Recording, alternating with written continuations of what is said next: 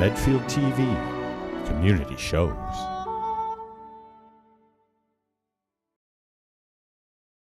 Welcome to the Board of Selectmen meeting for Tuesday, August 21st, 2018. As always, this meeting is being recorded, and we will begin by taking a moment of appreciation for our troops serving in the Middle East and around the world.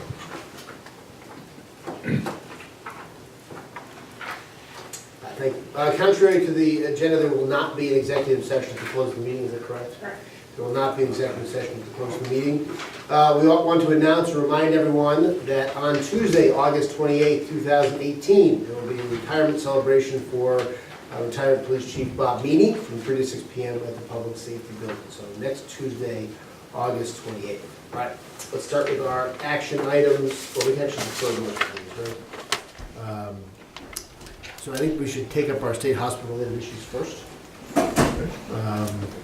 Since I think looking at the much larger than normal crowd that we have tonight, it's probably related to that issue, and the rest of it is a lot of internal stuff that people don't hang around. So, any objection, Pete, to starting with that? No, no. All right, so let's start with both the discussion of the Medfield State Hospital Development Committee and then discussions around Medfield State Hospital and the fall town meeting, which principally I think relates to what to do with respect to the Cultural Arts Center and how that will interact with the RFI process. I would note, seeing Randy and Gil here, a note of thanks for the completion of the master plan on time. And so I appreciate that, and we have our copies. And the town hall ran out of paper, so we don't yet have the. It's on its way. Not solely because of the, not because of the master plan. So we'll have the appendices shortly. Randy as well. Thank you for being here. So we have a couple of things tonight to discuss related to the state hospital, as we had set out in the schedule we'd agreed to a couple of weeks ago when the board decided that it wanted to issue an RFI to get additional comment on the master plan. We had set tonight as the night to appoint the members of the State Hospital Development Committee, whose first task would be framing the RFI and then evaluating the RFI responses. And I would note that one of the applicants for the committee, Todd Trebenko, is here. Todd, thank you for being here as well. And then we also have to discuss how the RFI process will interact with the cultural center. I know it's the desire of Jean Mignot and her team that we move forward as soon as possible and at the fall special town meeting. And this is an issue that had occurred to me as we mapped out the schedule, sort of how that fits in to the RFI process. I think the two issues are connected to each other. And I'll start with Pete and Gus, if you have views initially on this, and then we can get into what we're going to do about it. Your thoughts on what to do here. With respect to the cultural... And the development committee and how we want to proceed with those issues. Well, I guess the development committee is just, I mean, we've got 3 people that expressed an interest, so... 4? Yes. So I think that we should just go ahead with what we have. Okay. In terms of the other things, I think that my only issue with going forward with the cultural center is whether or not, if we take some actions that prevent us from doing things later that we would want to be doing. But I don't think that's probably going to be the case. So you would be inclined to go ahead with the article related to the cultural center at the special town meeting in October? I would be. I would like to get information back from the RFI before that, hopefully, ideally, and I'm not sure if that's going to happen. So the schedule we had laid out for the RFI was that we'd look to issue the RFI on September 18th, and responses would be back on October 30th. So the reason we had kind of rejiggered the schedule was that we didn't think we could complete the RFI process in advance of the special town meeting. Yep. So if the I guess it would then depend on how the wording for the special town meeting was worded, so that whether we were permanently committed or whether we just had the authority. I mean, if we have the authority, then that's no problem, because then we can actually make the decision. That's the most they can do, is give you the authority. That they can't compel the board, they being the town meeting. There's a balance there. So they can authorize you, but they can't compel you to dispose of property. So So then conceivably, we would have a response to the RFI. RFIs, and then we could still have that as a check on, to make sure that we, as a second layer of decision, basically, as to whether we still wanted to go forward. Okay, Gus, you're back. Yeah, I think my thinking is along the lines with Pete. Let me start with the Development Committee. And first thanking, there's only one of the four that are here that volunteered to be on it, but I appreciate the four people who stepped forward being willing to be on the committee. I'm certainly in support of having them be on the committee, recognizing one of them is on it only through the RFI. So we basically have three people on the committee. The question I have for us, as I had originally envisioned this committee, in addition to people who have financial background in real estate development, I had hoped that we would have at least one rock-solid real estate developer who had experience with dealing with large-scale developments. And my thinking on that would be if we had somebody here in town with that kind of a skill set who could both bring the commercial perspective of a developer to the table, but also could bring the understanding as a town resident of what the town's goals are.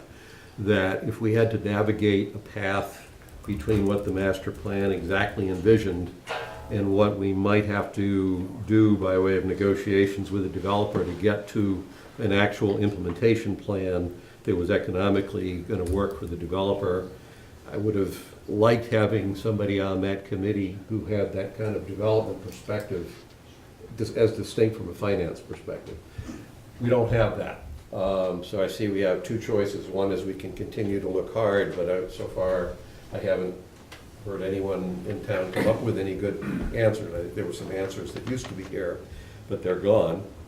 So my view on the development committee is if we move ahead with a development committee that's made up of people with financial skills, I think that's a different development committee than I might have originally envisioned. I don't have a problem with it. I almost can see that development committee functioning almost like a board of directors overseeing the project manager and presumably the attorney that we might hire to kind of carry out on behalf of the town whatever redevelopment we actually do. So I've been moving my thinking around what the role of this committee is a little bit as a result of who we've actually got on the committee. And that in no way detracts from the skills of the people that have volunteered. It's just that I don't think any of them had quite that on the ground development experience that I kind of wished we'd be able to get on the committee.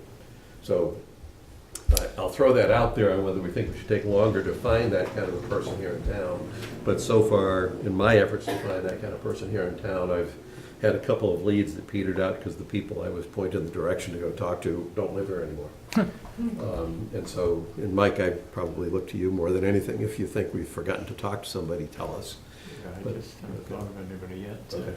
Okay, so we may, so A, I'm good with who volunteered. I think they bring strong skills. I'm prepared to go ahead and move ahead with the development committee.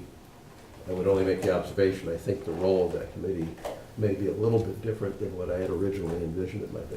I mean, what occurred to me is that maybe it might be a situation where we might need to hire the expertise that we were looking for that we didn't find. Mm-hmm. I mean, I know that I reached out to one person and just never heard back, and so. Yeah, I would think the person we hire as the project manager maybe is somebody we're going to want to find those skills in. And maybe we want something beyond that, that's fair. Let me turn to the Culture Center. I think we've all gotten some inputs this week about skepticism or at least some pushback on the idea of moving ahead with that. My view is we should move ahead with it. Like you, Pete, I don't believe at this stage that we are making any decisions which are forcing us to the fork in the road to have to choose the path that we take. My underlying preference is for us to start to move ahead with the state hospital property, and as far as I can tell, the piece of that that's best prepared and best thought through to be one of the very first things out of the gate is the Arts and Culture Center. As I think we all know, Kathy McCabe has basically, I had been thinking of the Arts and Culture Center as the thing that the town would figure out how to shoehorn in at the end once all the development had been done and when all the economics were all in place. Then we'd have fundraising to put in as the last thing. The Arts and Culture Center, when Kathy McCabe began to talk about the Arts and Culture Center as the asset that might actually add value to the rest of the property. That caught my attention, and that in one sense changed my position. Gene and Jerry, I think, I'm not sure exactly when you came into the flow. I only know Jean's been doing this for a long time now. But the kind of, well, at the very least, she's persistent and diligent. I can attest to that. The work that's been done to get us to where we're at here causes me to be inclined to go ahead and move ahead with this, realizing that this is not the fork in the road. This is just letting this thing continue to breathe and develop, taking the advice we've gotten from our own contractors, or consultants, that this is a good thing to do to enhance the value of the property. I think the RFI process, if we stick with it the way it's scheduled, what would happen is we would go into the fall town meeting and get a disposition article, which, as Mark said, would authorize us to do something but not compel us to do something. So that itself is not the fork in the road. The RFI would come in at the end of December. The one thing that the pushback that we heard this week around this, one consideration I would give in that RFI is that we might explicitly offer or highlight our interest in hearing from any developers about any alternative views they have and how they could pitch an idea to us about a better way to do what we're trying to do that would be economically more attractive and that we ought to consider. And that's just before we get to the fork in the road. If some developer can make a strong case, and that strong case is both strong technically and economically, then all right, well, I'll listen to it. I have a hard time believing that's going to happen, mainly because, as I understand what's been presented to the town, this Arts and Culture Center not only is building the Arts and Culture Center, but is also assuming the cost associated with the remediation of at least those first two buildings. So although Arts and Culture Center is not a profit-making venture, it is actually a venture, as it's conceived right now, that will help offload some of the remediation costs of the town onto that Arts and Culture Center, and to give us something that we don't have to worry about paying for through taxpayer dollars, that I think reflects something that's of value to the town. There's one thing up at the state hospital that I think there's been a consistent message from the taxpayers, is their interest in preserving the chapel. Not necessarily for a particular purpose, but certainly preserving the chapel. So I understand all the reservations about cost and things like that, but right now, as it's been presented to us, that is not a cost that's going to fall on the town. And I don't discount that we have a consultant that's been working for us for a year and a half, who basically who's demonstrated expertise in real estate development of this type, who basically is telling us this is something that would add value to the rest of the property.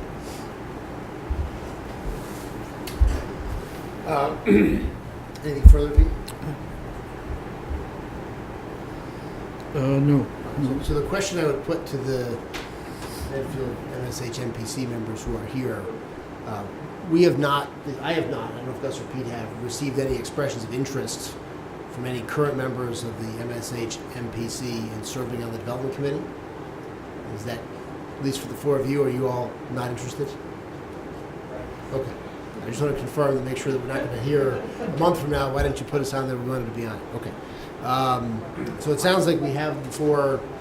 Could I make one point about that? I think we ought to recognize that you all have knowledge about what you've done through the master planning process. So just because you're not on the committee doesn't mean that somebody either in this room or on the committee, plus Bill Massaro, who can come and add value anytime he shows up at a meeting. One way or the other, we're going to want to make sure that the corporate knowledge from the master planning process gets carried forward to the development committee. I think it was one of the very successful ways that that committee functioned, that there were all these resource people who attended the meetings and provided a huge amount of input and work for that committee. Bill, microphone. I promise not to tell my wife I will volunteer to be a resource. Without the microphone, it didn't count. Good. Is it on? Wait a minute.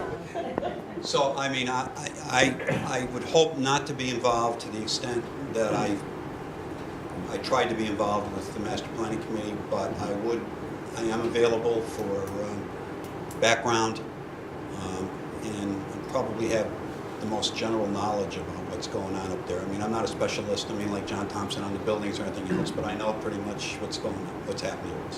So I'm available, and Mike, I'm willing to send out that historic package that I had put together before, which I think talks about the history of the development, what happened before, and once you assign the committee, I'll make it available to you. Great, thank you. Any other, Pat, go ahead. I would just add that I'm happy to help with the handoff on the financial analysis as well. All right, so with respect to the schedule we had laid out for the development committee, I look at you, Todd, because you're the only one who's here. Means your chances of being the chairman of this committee are almost 100%. The fact that you're here.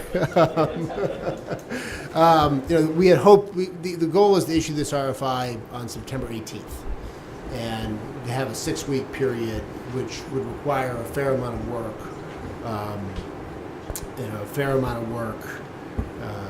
over the next 6 weeks or so. And I'm going to suggest we have 4 members of the committee, and given that time frame, I'm going to make a suggestion, but I'll phrase it as the form of a question. I mean, would it make sense for a member of the Board of Selectmen to serve as the 5th member of this committee, at least during the RFI process, to help moving it along?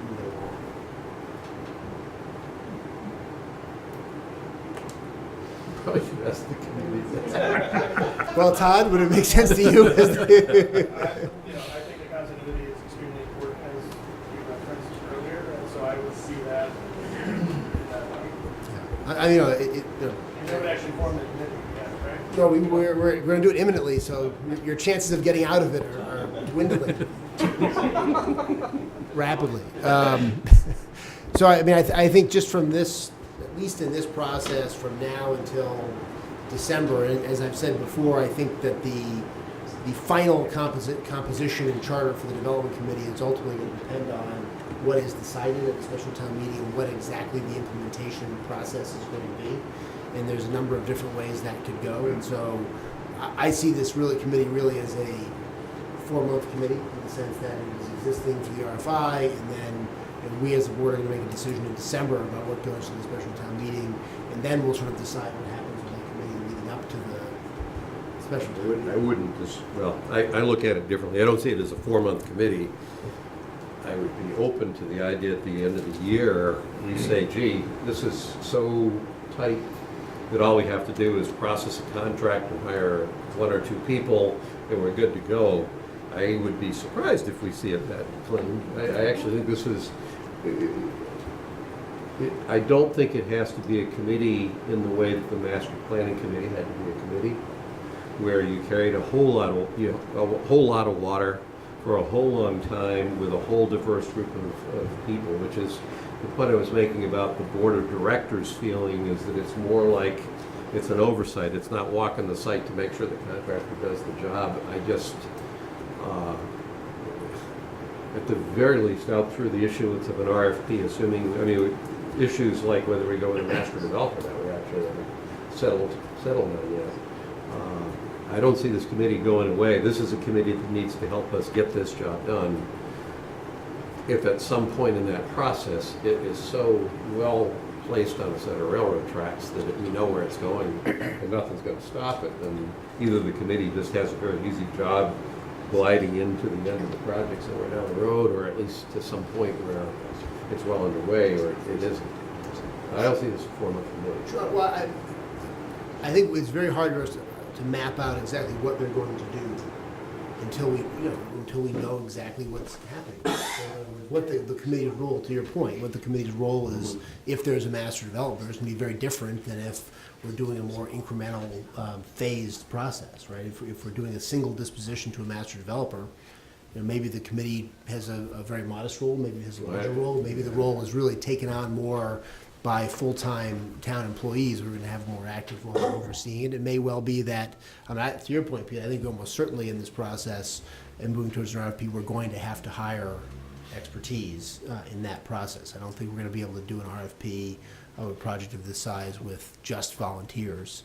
And so what the nature of that expertise is going to be, some of that will be determined, I think, in evaluating the responses to the RFI and deciding what is gonna be presented to a special town meeting. All I'm saying is that we may end up changing the charter and roles of this committee, and obviously if the town meeting decides not to go ahead with development, then I think that would probably spell the end of the committee, at least as presently constituted. I think there'd still be a role for a committee to evaluate what would happen there going forward, but, you know, that's what I mean. I don't mean it's gonna be done in December, it's that it's gonna be reassessed, reevaluated. It might be something different once we've decided what path we're on. I think I'm okay with that. The main point I want to make is this is not a 4-month committee. It may morph, it may change, we may discover we need different people on the committee as we go along. I get that. I do not think this is a project that we will get done with town employees. And that's not to denigrate town employees, but this is a $300 million to $500 million project. It's not a new school, it's a big deal. And I think that we actually have to be very, very thoughtful. It may be that the people on this committee, as we're configuring it right now, they may come to us and tell us, you got the wrong people, or you don't have enough people, or you don't have the right people. And I'm totally open to that, but it's not an issue of master developer or phase development, because it is a question of master developer or no master developer, and we're gonna do it on our own. And right now, I'm thinking that's a dangerous path. But even if it's a master developer, there's a good chance, I think, that there will be multiple sub-developers, and I still think there's a good chance it will be a phased development that will take years, even if it goes to a master developer. So this is a multi-year project, I think, regardless of which direction we go around, master developer, no master developer. And I am totally out of my element, which is, I'm not speaking from expertise, I'm speaking from a lack of expertise and an extreme amount of caution about the size of this project and what it's going to take to carry it out. And we've already heard from the Master Planning Committee that they recommend to us to get a project manager and an attorney on board to this process. And so I think maybe we should be looking at doing that sooner than later.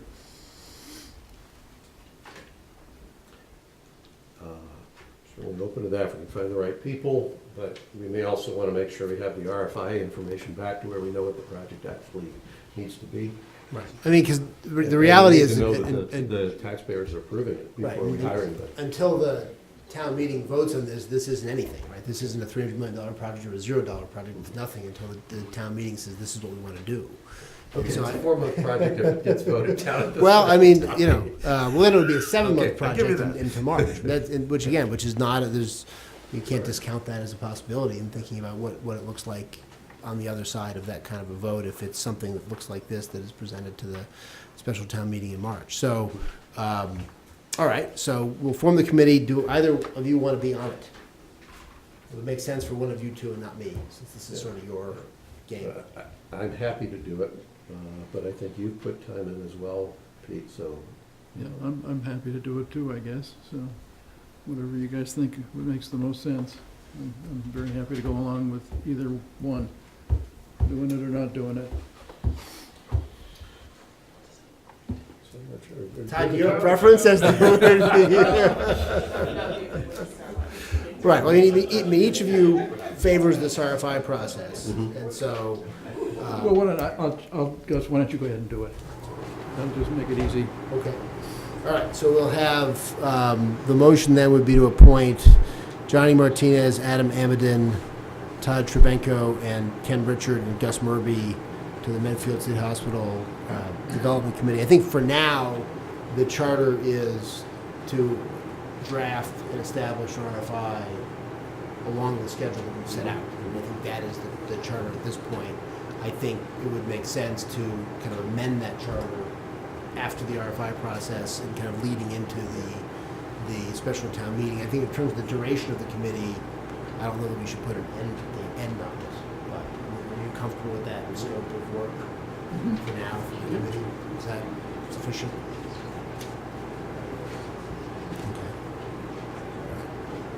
Gus, do you have a motion? I move that we appoint, I gotta get the names back. You're not going to be able to read my handwriting. Okay, no, I can, I'll hear. Todd Trabenko, Ken Richard, Adam Almaden, and I'm missing Johnny Martinez as members of the Development Committee, and Gus Morgan as the Board of Selectmen representative on the Development Committee. Second? Typically, you would designate at least a chair pro tem to call the first meeting.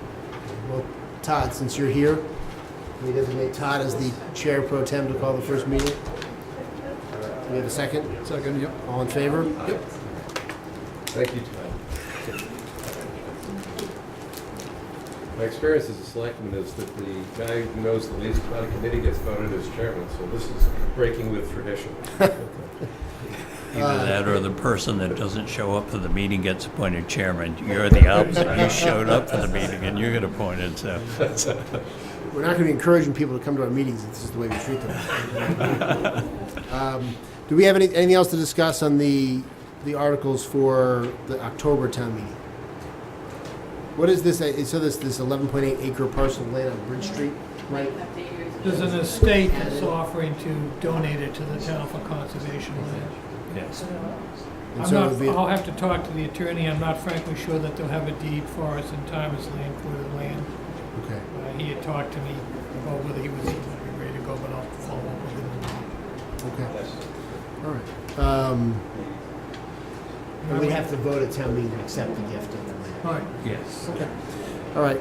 Can you accept it without the deed, with contingent acceptance? No?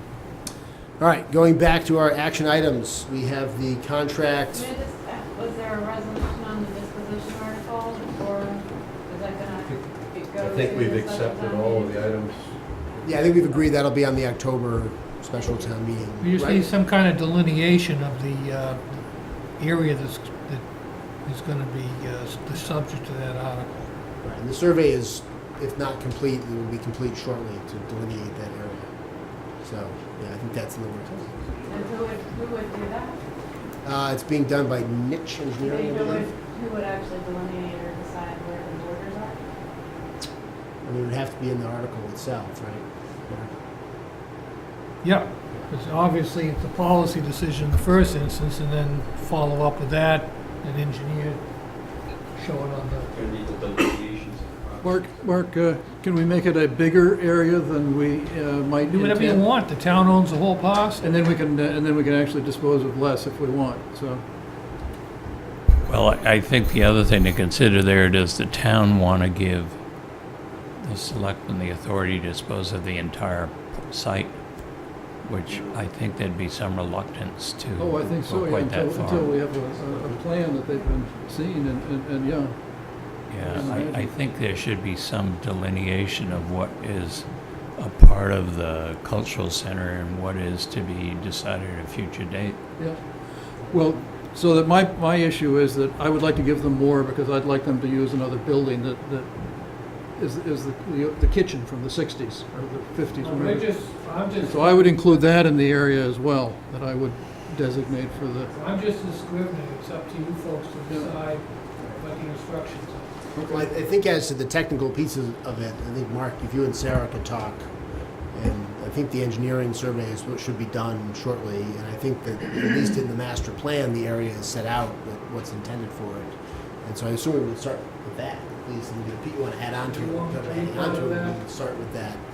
I know there's all sorts of technical contours and lines and things that have to go to do that, but I mean, I think the plan fairly clearly identifies what this parcel is. It's just a matter of describing it in sufficient land use legalese to make it effective. Gene, a question for you. So I'm not sure I'm in agreement with Pete, because that effectively would take the entire core of the quad and designate it for this purpose, and I don't think we're there yet. Do you have a delineation of the land that you need for phase one of the Arts and Culture Center?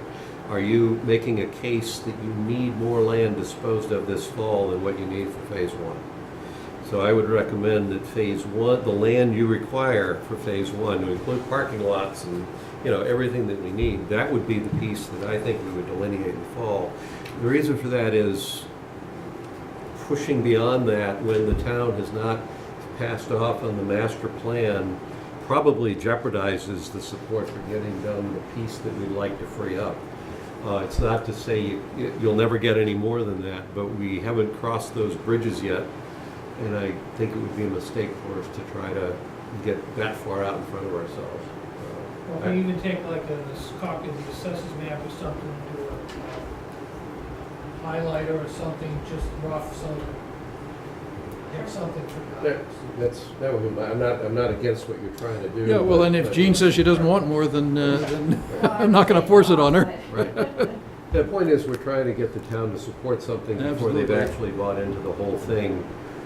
Probably it's better to have them support the piece you really need and not look like you're tacking a lot of stuff onto it. Yep. Okay. That's all. So are you done with the discussion of the special town meeting items, or you want to go through them in more detail? No, I think we're done. Like I said, there's specific things we're gonna need to see what these look like. but You as far did as- have the ones about the speeding regulation. There's two separate statutes, my understanding is you want to accept both of them. Yeah. Or at least put it on the warrant for the Okay. town meeting to decide whether What to are accept the both. two, What? you're saying there are two statutes for speed? Yeah, What are the two statutes? one's a safety one and one's density one.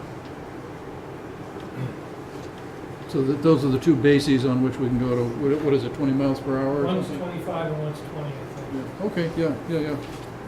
I want both. And then the town clerk, I looked at the charter, it's pretty loosey-goosey, so you're just gonna remove the clerk as an elected position and add it to the list of appointees by the selectmen. At the conclusion of the current term of the Right. current town clerk. So there'll be a transitional position. Right. Acting on your recommendation from 1996. With all due haste. Well, do Somebody does listen to you. And then the other one that would be in addition to the senior housing Eventually. overlay is the disposition of the Hinckley property. Are there's no funding issues we have to deal with this one. The only thing would be if we wanted to put an article on there to take a crack at getting money related to the state hospital development via the stabilization fund transfer. Whether we do it then or whether we do that at the special town meeting in March, that would at least enable us to hire the expertise to oversee the process. I mean, one of those town meetings, the March one is close to April, but you wanted to have that So, available. just to follow up, so you want an article that authorizes the selectmen to dispose of the newly created parcel for purposes of Senior affordable housing. senior housing, Yeah, or senior housing. just senior housing? Senior housing within the overlay district. I mean, whatever it is, it's 20 to 24 units, 2 bedrooms, the whole, not Well, called it can be cottages. specific or general, it depends. That's up to you, that's a policy decision. Would this have to be, since it wouldn't be a zoning change, would this have to be a Both. 40B? It's both.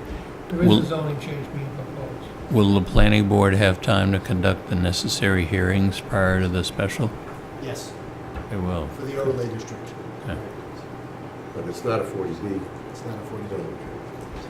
Well, It's the- still not a 40B project. Okay, then Well, it'd frankly, be- if the overlay district failed and they gave you the authority to dispose of for senior housing, you could still proceed in that way. We'll cross that bridge when we Double come or there. nothing. All right, contract for the, is anyone here to discuss any issue in particular? Otherwise, we're just gonna rip through our agenda. Okay. Contract for the replacement of the heating system in the Historical Society building. I think we now have the complete contract, including the scope of work. Any questions, comments, concerns, issues with the Alanco contract? We have a motion. I move that we approve the Alanco contract for the new furnace for the Historic Society. Second?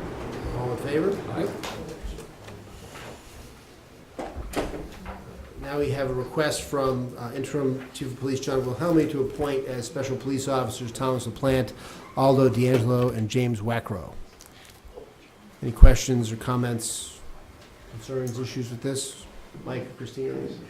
No, Chief Wilhelmi asked that we appoint them. He's having a problem filling details, so occasionally we like to add new people. And Officer LaPlante, recently retired, would need to be appointed as a special. Okay. I move that we appoint the following special police officers: Thomas LaPlante, Aldo D'Angelo, and James Wackrow. Second. All in favor? Yep.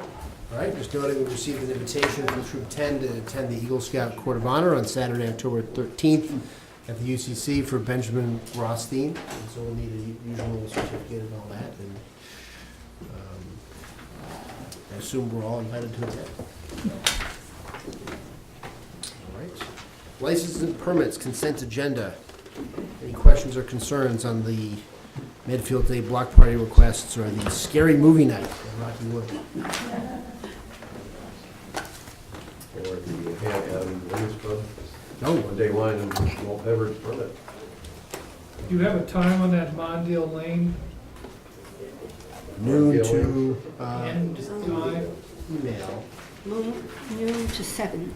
Noon to 7. What are the 7 times? Noon to 7.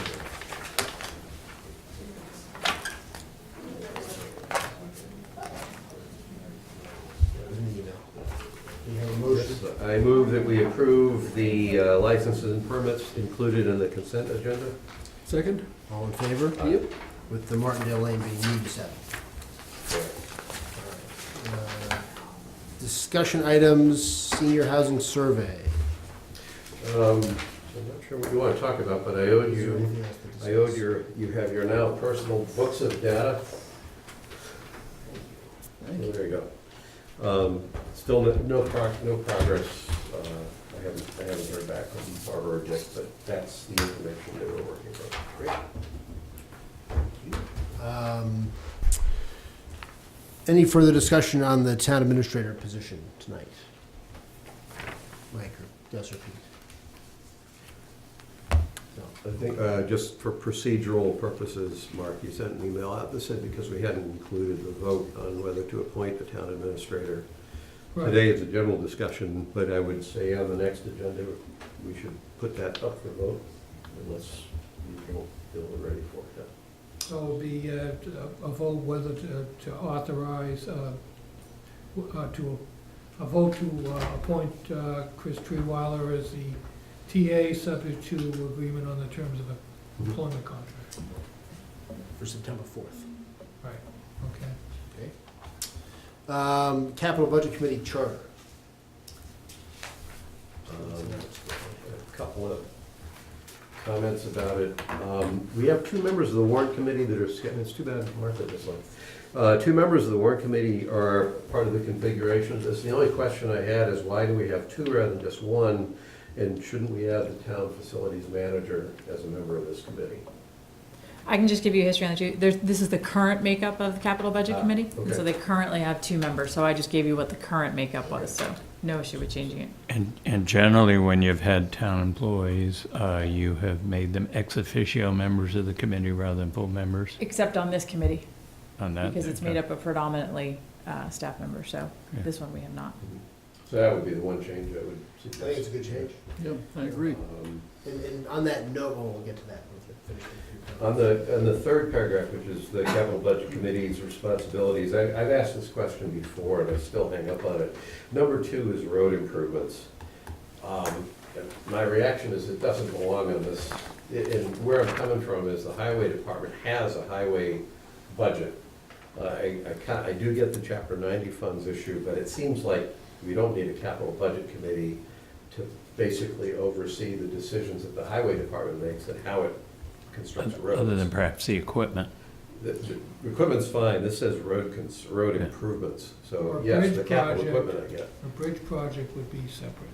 So I pulled this directly from your financial policy. I did leave out chapter 90 after road improvements, so I can make that change. But this Okay. was, I was trying to pull directly But that's from we're what you had focused on, that's voted. different. I didn't think it No. belonged, I didn't think the operational decisions of the highway department belonged. No, just chapter 90. That's fine. And these are just wording changes under item 6, other items with useful life of more than 5 years or costing more than $25,000. I appended that are expected to receive funding out of the capital budget. I use that wording because in the financial policy that we had, this is me, and I think we have agreement, but if it's just me, just tell me it's just me. The point was to try to throw the responsibility onto departments that if they acquire something, and I'm thinking of the high school turf field, not to pick on the schools, but as a good example of something that came to the town for free, that came with $1 million liability 10 years out. So I'm trying to push the responsibility for highlighting the capital budget obligations of the town onto the departments that make whatever decisions they make. So that's the only purpose behind that, is if you expect something to be funded out of the capital budget that's got more than $25,000, you need to, it's on you to get it into the capital budget. So that would be my suggestion. And then under the deliverable and schedule, so the scheduling here, the deliverable and schedule committee shall annually meet with department heads to prepare update the 5-year capital budget for review by the Board of Selectmen, School Committee, and Warrant Committee. Committee will meet over the summer months after review from the above committees. And the question I had is, what does that mean after the review of the above committees? It's probably a punctuation question in that, because it sounds like they're meeting over the summer after they've already reviewed these committees, which means we're doing it on the tail end of last year's town meeting. We're already committing to something for next year's capital budget. That didn't sound right. Final report, including funding mechanisms, will be presented to the Warrant Committee prior to the budget hearing in November. And it's a question: is it reasonable to expect all departments to identify all of their capital needs a full year in advance? So it's a timing question. Seems a little too far forward, isn't it? My answer to that is yes, given that it's supposed to be, and really it's not supposed to be, what we've tried to do with the financial policies is remove the yearly trade. Okay. Yep. And so most of the time, if it works, if we've done the budget correctly, most of the items are already gonna be there, right? Okay. And those are gonna be the ones that were year 2 of the last year's capital budget get moved up. And so they're kind of, because the idea is, the football field is a good example, right? And to your point about the capital budget, the football field to get on there, it would have to get on there 5 years hence, Yeah. right? And so if the answer is gonna be no to the football field, they at least have 5 years to raise the money to do it. As opposed to, I think people forgot about the football field. Okay. They kind of in the process of the change of administration and all that. In general, if it's working correctly, we're sort of making that no-go decision 5 years out, which for most capital projects, we should be able to do. There's always gonna be stuff that changes, and maybe a car's gonna last an extra year, so you don't have to do it this year, but for the most part, it should be a relatively mechanical process to move up the stuff. Then as long as it was deliberate and knowing, I'll withdraw that. Now, the Board of Selectmen has to make a decision every year, a recommendation as to how much to appropriate to the Municipal Building Stabilization Fund. Right. How do you intend to, would you leave that up to the Capital Budget Committee as to not the amount, but the projects to be funded? I see that as separate. From my perspective, we make the judgment about whether to appropriate, how much we're going to appropriate based on what the long-term liability is. And so we're not going to make the appropriation decision based on we have $800,000 worth of projects this year. As long as the deferred maintenance is $40 million, we're going to make the appropriation based on the $40 million. Some years we're going to appropriate less than $1 million, right? Some years it might be $200,000 from that stabilization fund. Because 3 years down the road, we're going to have to appropriate $3.5 million. No, you have to, well, if you appropriate less than the $1 million, That's not the appropriation he's talking about appropriating the budget. He actually means expend. Spending. you spend it, yeah, okay. Right. So there may be years where the spending is $200,000, but we're still going to appropriate the full amount into the fund because the long-term liability is still. So you could appropriate it and put it in the general fund stabilization fund, With the or special leave it in the stabilization. That's what you do, stabilization, that's how yeah. it works. Yeah. Yeah. And so ideally, that will accumulate. And as the plan looks forward, okay, we know we have a $3 million roof project in 3 years, so we're going to make sure that fund accumulates to pay for that roof project in 3 years. Unless you made a cautious decision that you wanted to reduce. Right. But I think it should be based on the long-term liability, not on. That was the annual premise, it was gonna be the $1 spending. million and to the max every year, you would simply do that, Right. plus 2.5%. I also would expect that in the coming year, above and beyond the capital maintenance stabilization fund, there will still be capital funds committed to the capital. There will still be funds committed to capital budget outside of that stabilization. Absolutely. Anything to be bonded, plus we normally put 400,000 plus whatever other funds we can scrape together. Any further discussion on suicide? That's it. So one of the things that I did when I got the draft of this was to look at the things that I had seen that stood out for me in capital budgets. And the towns of Arlington, Amherst, and are two that I've seen through the MMA presentations as having more sophisticated or more disciplined financial models than we're using at the moment. I'd like to send you both the Arlington capital budget information to take a look at. I think it's something that we should be trying to work towards getting to be in that position. What's different about it? Oh, it's just a very sophisticated report. I mean, it's like a 33-page report to the town. Just no commentary, just strictly, Just a lot of data. no, you transmit whatever that documentation is without authority. Oh, yeah. But is it the programming that they're doing a better job? You know, where we're trying to get to, where we actually have the projections of the capital, and we have a funding stream for the capital. Is it their? They have that discipline of the 5 years out, but then, and well, probably more, but then it's the way they present the data to the town as well. So, I'll have it taken again. Just before we move off this topic, facilities manager job search. What is the status? They have interviews next week. Okay. The school department will be running that. That's good. That's progress. Any further discussion on Suicide Awareness Month? I think my position hasn't changed around, the sensitivity to it. I personally think it would be better off having things like that done, as we had suggested last week at Baxter Park or somewhere other than using the town hall itself as the billboard. I did reach out to one of the principals of insurance defense that does a lot of the Maya defense work, and he must be on vacation or something because he didn't respond, and normally he would, so. All right. Town Administrator update, SREC credits. Yeah, this is for the solar panel facilities at the wastewater treatment plant in the public safety building. And as you recall, when we adopted these, we were entitled to 10 years of SREC credits that are paid out quarterly. And they diminish over time because the efficiency of the solar panels diminish. And at the end of the 10 years, they disappear entirely. We received, I believe it's about $65,000 the first year for the wastewater treatment plant, and that will diminish. But with the bond on that issue is a 10-year bond, so at the end of 10 years, when the SREC credits are gone, the bond will be paid off.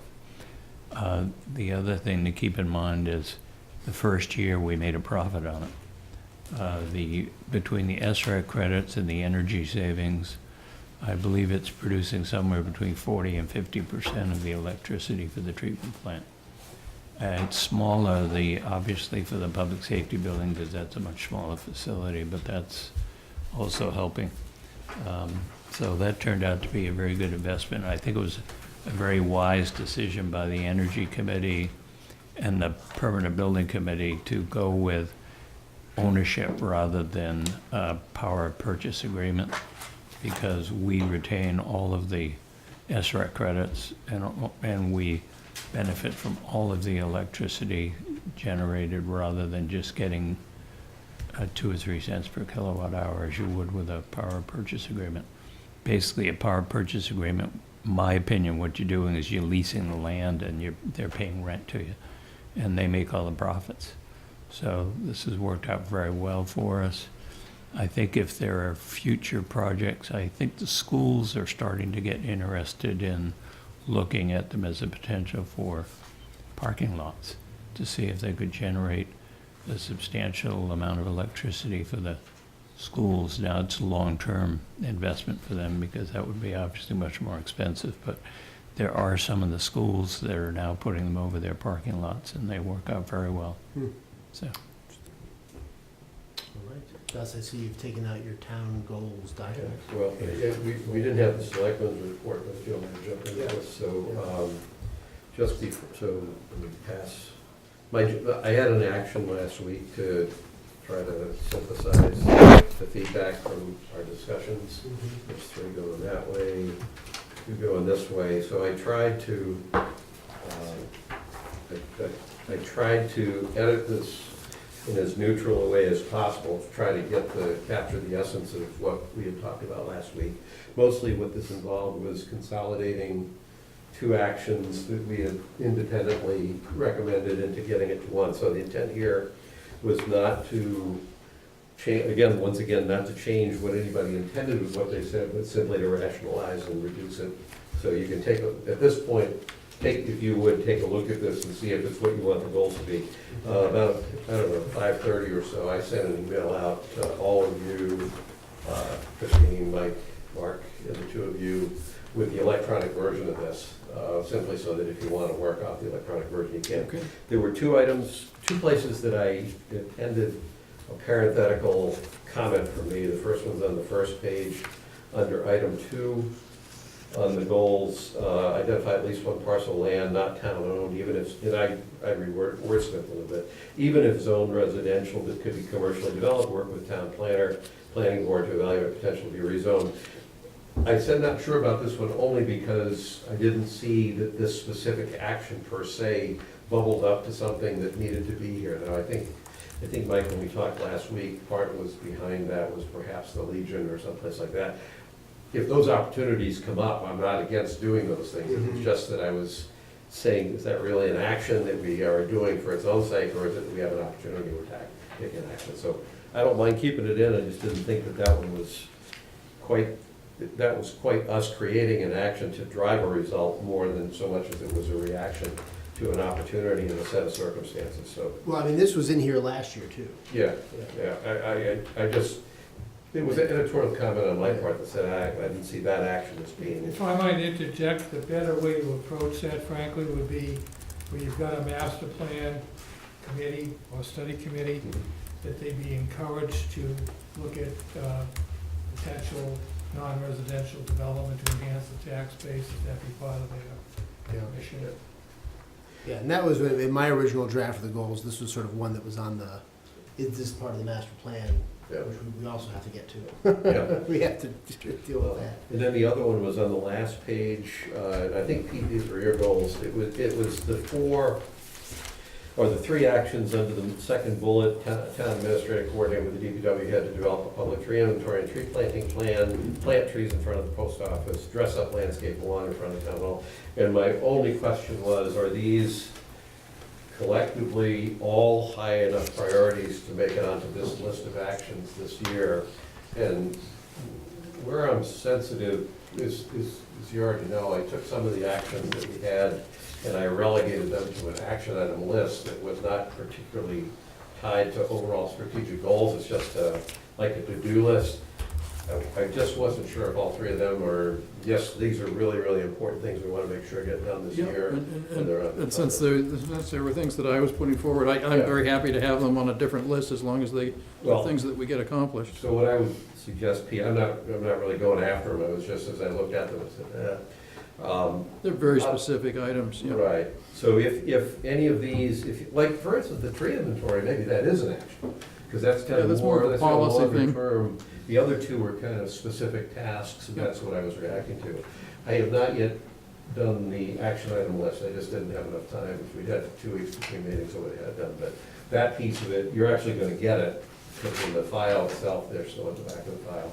But I'll have those updated for our next meeting. And that's mostly just a matter of taking the spreadsheet that Christine forwarded. I'm going to I will try to enhance it a little bit with some information I think would be useful. And I'll have that turned around as well. And I won't be changing the actions that we've left on that one. That one's got more to do with settling on a format that we want for the action item list. And I was thinking as to that, with respect to the action item list that Christine sent around that apparently was put together a while back, that and the action item to review the action item list had fallen off.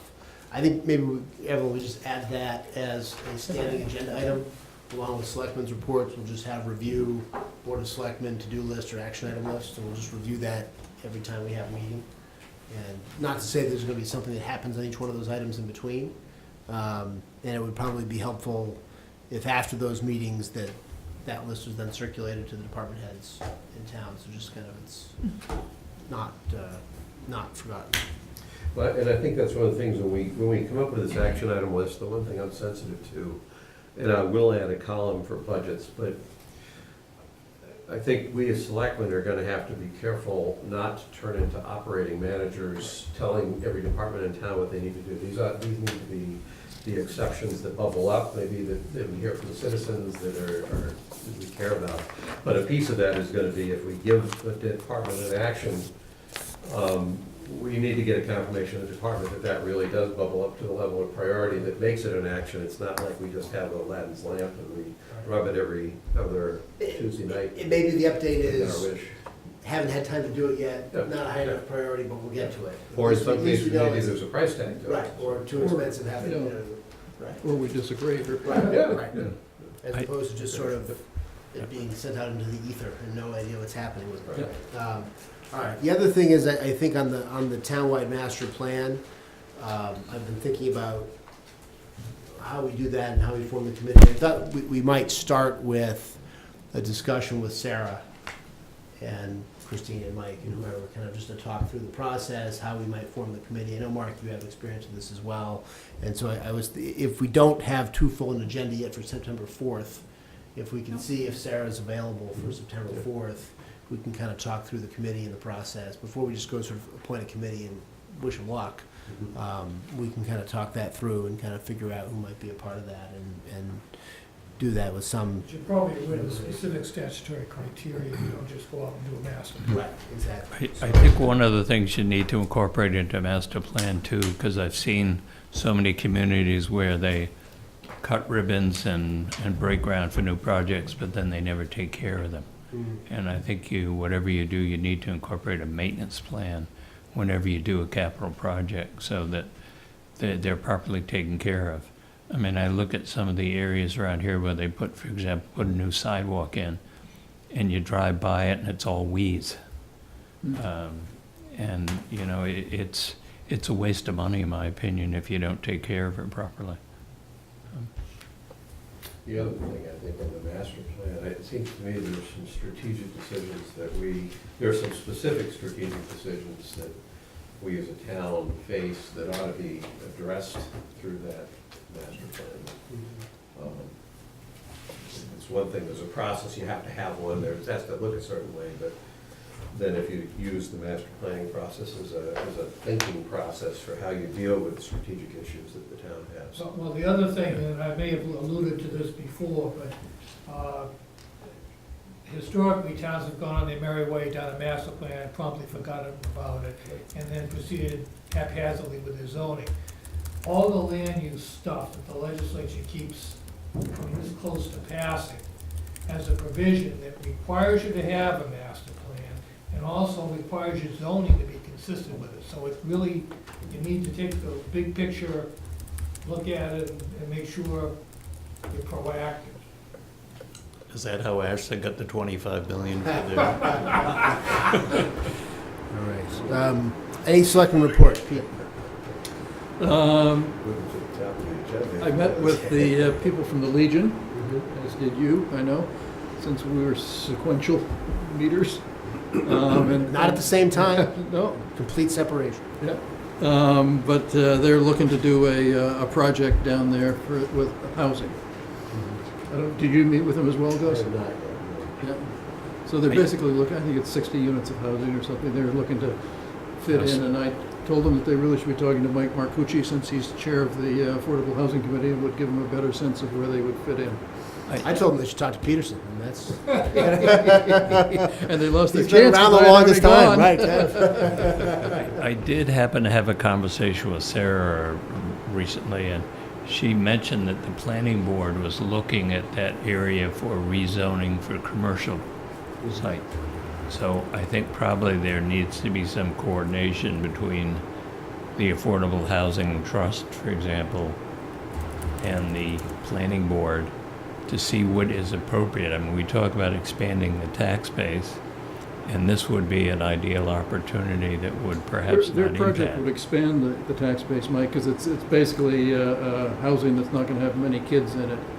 They've got a developer who has the money to finance it. But we're 94% residential. How far can we go before we're 100% residential? Well, but if the residences that we build create tax revenue, positive revenue for the town, why do we object to that?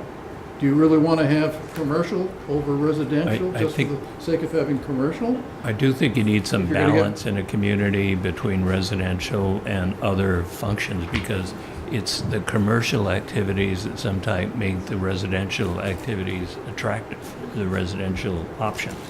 For example, a lot of people like living in Medfield because they can walk to restaurants, they can walk to the library, they can walk to the post office.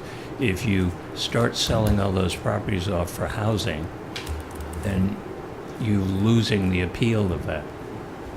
So you need some sort of a balance, and at 95.5%, I think we're already way overboard. Pete, we've had this conversation already, so we're going to belabor it, but I do think we need to diversify the tax base, and the commercial does have a role to play. And I make two cases for it. One is, right now, we have enough land to develop for, if we do want to develop more residential property, we can do that without having to sacrifice the commercial. But the second reason, I started playing out the scenario of, well, we just become residential. And then I said, and what kind of residential property are we building which generates a net tax benefit? In other words, the real estate taxes that people pay far exceed the cost that they have. And where my head went is that pushes us in the direction of high-end housing. The higher end, the better. Because the differential between what they're paying and what we're actually spending on those people goes higher. And that doesn't get me to a town that I think is the town we really want. I do think, I know we're never going to be 50, we're not going to be Waltham or something like that, but the idea that we've set aside a certain amount of land for commercial development, and it's not an extraordinary amount of land, but there's a certain amount, I actually think we've done a reasonably good job of isolating it for the most part. And when we're talking about the heavier industrial, I'm not talking about restaurants downtown, but I'm talking about the landscaping, the horse trailers, and that's all up where we do it. We've done a pretty decent job of putting stuff or setting aside land in a part of town that doesn't really intrude on the residential areas. I don't think we want to get rid of that, because if we just go down to housing, I don't think the picture turns into a good picture down the road. Not by itself. Well, I mean, for me, the proposal from the developer for the Legion was fairly attractive. I mean, it was self-financed, so there wasn't a financial risk. Mhm. It was 60 units of affordable housing. It was a 40B, and so that we add to our affordable housing. Yeah. It's going to be affordable housing that is going to be people, I guess, they're aiming it at people that have more money. I don't understand it sounded like they were going for 80% rather than 50% of the. Well, it's a typical 75-25, so 75% market rate. And their intention is just, not to get into the merits of it, it's way too soon, we haven't even seen the proposal, but it would be a high-end rental. And so 25% would be affordable, but it would be sort of all the amenities, all the bells and whistles, that's the. I'm not arguing against that specific project. I mean, the Legion, if we can help the Legion get to a good spot, I'm on board. I'm talking about the broad philosophical idea that maybe all we want is housing. I do think it's important that we preserve the commercial, that we preserve a diversified tax base. Well, And but be this- careful, sometimes when you talk high-end, the developers want to go condo rather than apartments. And the condos are much less attractive from a 40B 10% This was rental. quota. This was all rental, Mike. It's If you over, go, if you, well, and this has happened repeatedly, it goes, swings back and forth depending on market conditions, where a project gets approved as one, and then they can definitely say, this doesn't make it, we wanna switch to the other. I've actually seen rental go to condo, which is to Mike's point, because now instead of getting 100%, you're only getting 25%. And frankly, the state views that as a minor modification, so once you commit to the project, there's no guarantees, depends on market conditions. Anything else? I have a couple of other items, and one of them I made copies, and I can't find it, so it's obviously sitting on my desk, but two other, we're in Selectmen's report. We're in open session Okay, season, okay. it's 8:05. So I know, this is, it feels like, you know. I'm sorry, Gene, that's your trouble. Gene, you want to weigh in on something? I forgot to ask earlier, there was a second item or second request for the board to consider a letter of support for the historic tax credits for the state application. It was pretty simple. Got mixed in with that town meeting. We're easily distracted. Yeah. I was too. So I move that we sign the letter of support for the historic tax credits in support of the arts and culture center. I'll second that. All in favor? Yep. Thank you. Thank you, Gene. Thanks, Gene. Two things I had. One, I had a conversation with Chris Caldy about the Lyme Disease Committee, which is morphing into, I think, a wildlife committee. Initially, when Chris had said, well, we want to change the purpose of the committee, and because the Lyme disease, the education component of it's pretty much gone along, and so now it's really the deer culling program is the biggest thing. In my head, and it was partly because it was Frank Perry that was involved with it, and I know he's an outdoorsman. In my head, I said, well, gee, okay, the committee goes from being the Lyme Disease Committee to being the Wildlife Management Committee, of which managing deer in the town is probably the preeminent purpose, but where my head was going is, but there's other issues in town. There's beaver management. There are people who have varying opinions about coyotes, and some that would perhaps like them all to be gone, even though they help hold down the mouse population that helps out with the Lyme disease. So it was my expansive thinking, I think, that led me to kind of refer to it as a wildlife committee and thought of it as the committee that would deal with all issues having to do with wildlife management in town. That caught Chris a little bit by surprise, but when we had the conversation, she went back to the committee and kind of conveyed the concept. And I have an email from her, and I made copies of it, and I don't know where it is because I was going to give it to you, but I'll forward it to you after this meeting.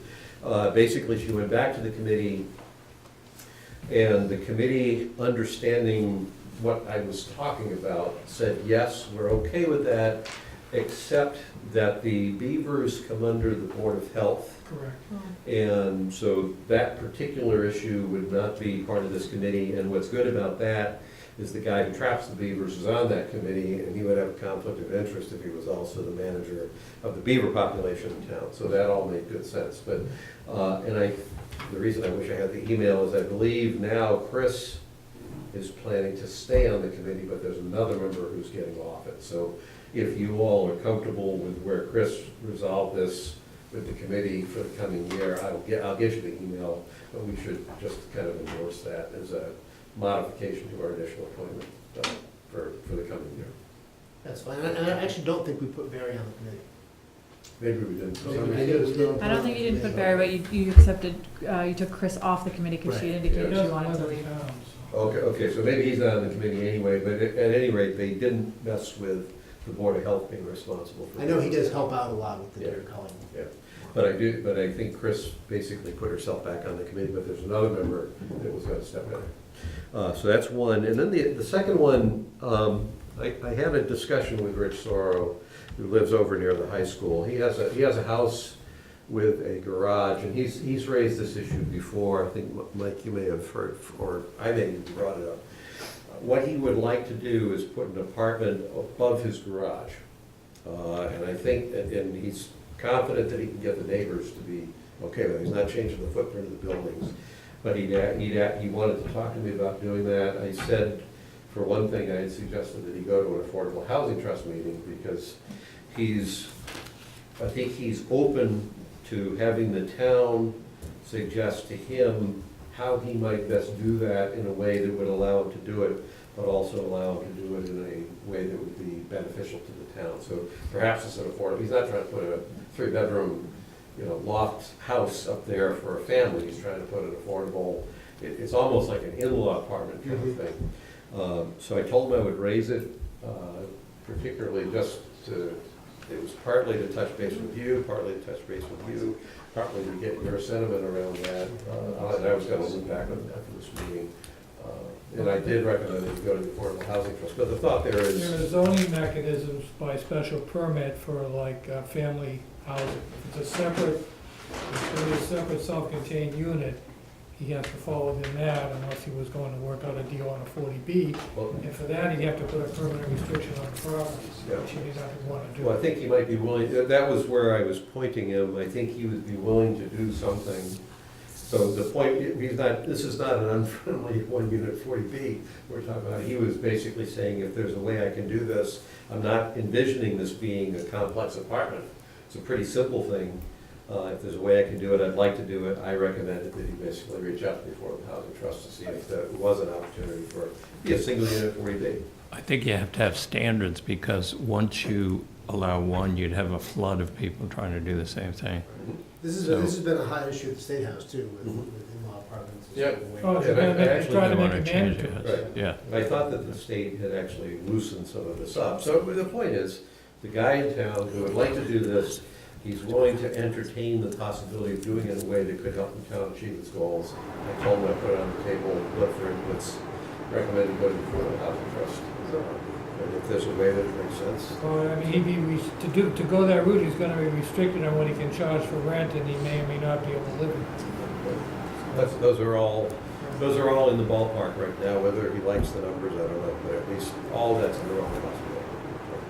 Having talked with him. It's probably something you ought to at least point out to the planning board too, because when they're reviewing their zoning, it's something they ought to think about of how they want to handle it, because it is going to become a very complicated issue. The state legislation is pushing accessory units. The state will do anything to provide more housing for Boston, Cambridge, and Somerville, But it's very because they likely just that we want might to get some build, legislation build, about build. accessory units, so we might want to think about having a policy on them.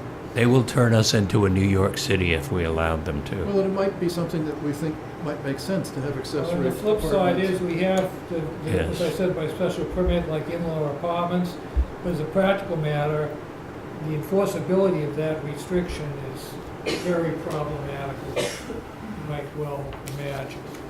So let me just position this as a test case from a citizen in the town that would like to do something, who's trying to do it in a way that is as cooperative or collaborative as possible with the town. We know things are happening in the state.